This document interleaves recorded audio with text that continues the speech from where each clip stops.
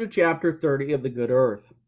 As always, I will begin with a brief synopsis of the chapter, followed by some key points to pay attention to, and then finish off with some big ideas that the author is looking at, as well as asking questions that I think are important to consider as you read the chapter. Chapter 30 sees Wang Lung firmly established in the old house of Huang. The oldest son goes to great lengths to remodel the home, and he convinces Wang Lung to expand the home to include all of the outer courts. He then goes on to convince Wang Lung to remodel all of these courts in preparation for the second son's wedding.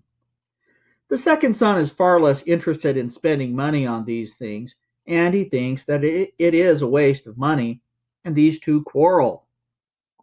Wang Lung is interested only in having peace at home, so he tries to avoid them both.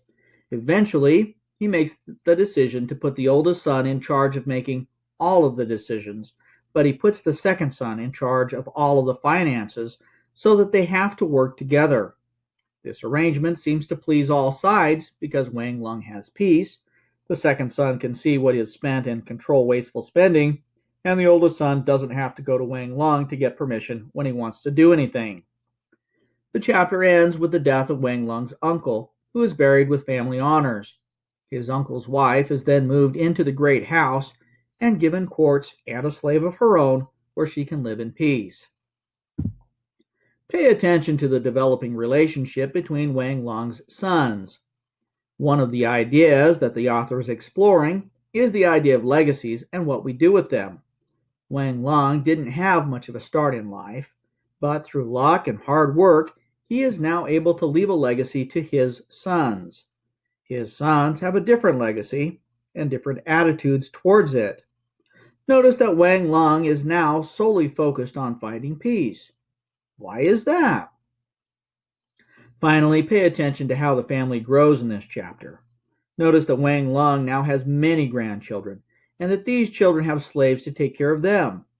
The author points out in this chapter that while for Wang Lung and his sons, living in the house of Huang is a big thing and brings the family honor and respect, for his grandchildren, it is just their home.